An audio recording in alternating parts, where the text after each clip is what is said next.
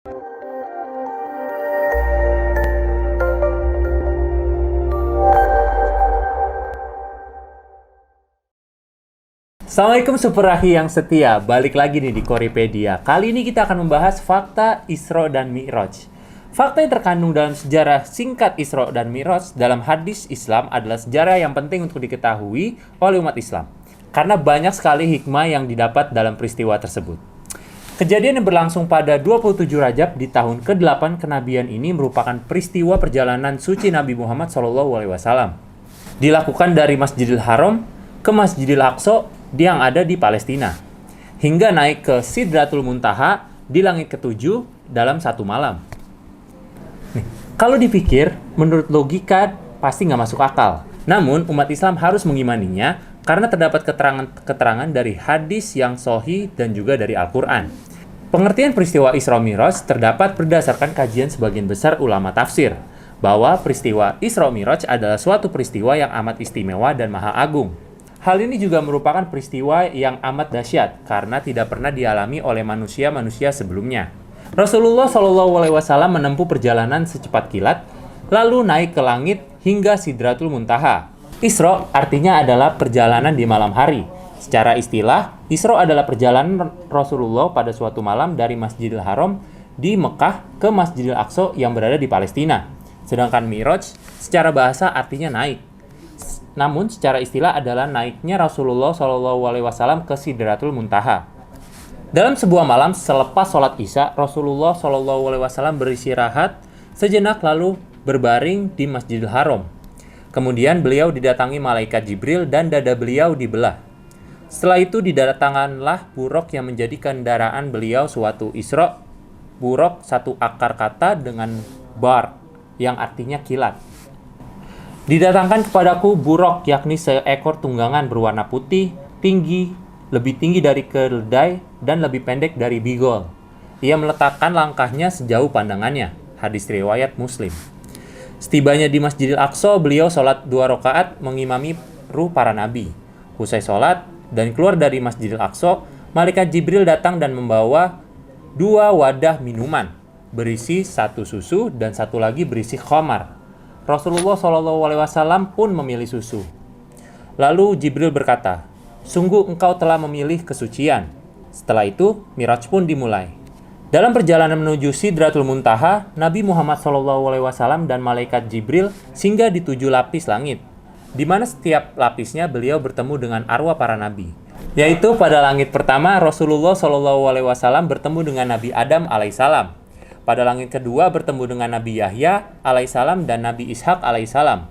Di langit ketiga Rasulullah bertemu dengan Nabi Yusuf alaihissalam. Yang keempat, Rasulullah bertemu dengan Nabi Idris alaihissalam, dan di langit kelima Rasulullah bertemu dengan Nabi Harun alaihissalam. Lalu pada langit keenam Rasulullah bertemu dengan Nabi Musa alaihissalam, dan terakhir di langit ketujuh Rasulullah SAW bertemu dengan Nabi Ibrahim alaihissalam. Nah, di langit ketujuh nih, Rasulullah bertemu dengan Nabi Ibrahim yang sedang menyandarkan punggungnya di Baitul Maqmur, di mana tempat itu setiap harinya dimasuki oleh 70.000 malaikat dan mereka tidak kembali lagi sesudahnya. Kemudian Nabi Muhammad pergi bersama buraq menuju Sidratul Muntaha yang lebar daun-daunnya seperti telinga gajah dan besar buah-buahnya seperti tempayan besar.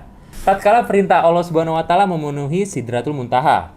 Sidratul Muntaha berubah dan tidak ada seorang pun dari makhluk Allah yang bisa menjelaskan sifat-sifat Sidratul Muntaha karena keindahannya. Maka Allah memberikan wahyu dan mewajibkan kepadaku sholat 50 kali dalam sehari semalam. Setelah mendapat tugas sholat 50 kali dalam sehari, Rasulullah turun dan bertemu dengan Nabi Musa pada langit ke-6. "Apa yang diwajibkan Rabbmu kepada umatmu?" tanya Nabi Musa. Aku menjawab, "Sholat 50 kali." Lalu Nabi Musa berkata, "Kembalilah kepada Rabbmu, mintalah keringanan karena sesungguhnya umatmu tidak akan mampu melakukannya. Sesungguhnya aku telah menguji Bani Israel dan aku telah mengetahui bagaimana kenyataan mereka. Aku akan kembali kepada Rabbku, lalu aku memohon, Ya Rabb, berikanlah keringanan 5 sholat. Lalu aku kembali kepada Musa alaihissalam dan aku berkata kepadanya, Allah telah memberikan keringanan 5 kali. Musa mengatakan, sesungguhnya umatmu tidak akan mampu melakukan hal itu. Maka kembalilah kepada Rabbmu dan minta keringanan. Aku terus bolak-balik antara Rabbku dengan Nabi Musa, hingga Rabbku berfirman, Wahai Muhammad, Sesungguhnya kewajiban sholat itu 5 kali dalam sehari semalam. Setiap sholat mendapat pahala 10 kali lipat. Maka 5 kali sholat sama dengan 50 kali sholat. Dan barang siapa berniat melakukan satu kebaikan yang dia tidak melaksanakannya, maka dicatat untuknya satu kebaikan. Dan jika ia melaksanakan, maka dicatat untuk 10 kebaikan. Dan barang siapa berniat melakukan satu kejelekan namun dia tidak melaksanakannya, maka kejelekan tersebut tidak akan dicatat sama sekali. Namun, jika ia melakukannya, maka dicatat sebagai satu kejelekan. Kemudian aku turun hingga bertemu Nabi Musa lagi, lalu aku beritahukan kepadanya. Maka ia mengatakan, kembalilah kepada Robmu dan mintalah keringanan lagi. Lalu Nabi Muhammad berkata, aku telah berulang kali kembali kepada Robku hingga aku merasa malu kepadanya.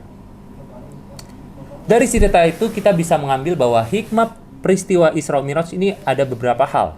Yang pertama, Isra Mi'raj adalah perkara yang sangat jelas dan eksplisit disebutkan dalam Al-Quran, sebuah kejadian yang pasti benar dan tidak ada keraguan sama sekali meskipun akal manusia tidak dapat menjangkaunya.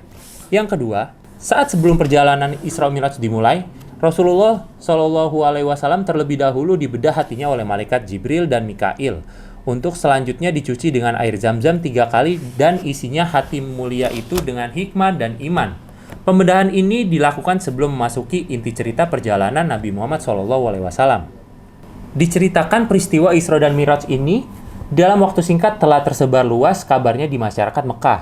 Mengenai peristiwa itu, kaum kafir Quraisy semakin membenci serta mengejek dan mencemooh Nabi Muhammad SAW. Sedangkan bagi umat Islam yang masih lemah imannya, banyak yang menjadi murtad. Tetapi bagi yang kuat imannya, tetap tidak tergoyahkan dan tidak terpengaruh oleh ejekan itu. Sebab itu, mereka telah yakin tentang kebenaran Nabi Muhammad SAW.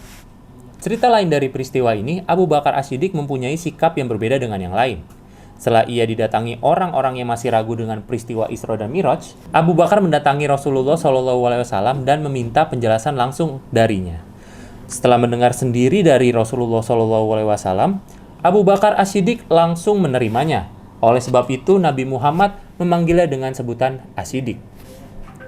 Dari penjelasan tersebut dapat diambil bahwa hikmah dari peristiwa Isra dan Mi'raj hendaknya menambah dan mempertebal imanan kita dan ketakwaan kepada Allah Subhanahu wa Ta'ala dengan cara menjalankan perintahnya, yakni melaksanakan sholat 5 waktu. Itu dia fakta sejarah dan hikmah dari Isra Mi'raj kali ini. Share info bermanfaat agar selalu sehat dalam taat. Wassalamualaikum warahmatullahi wabarakatuh.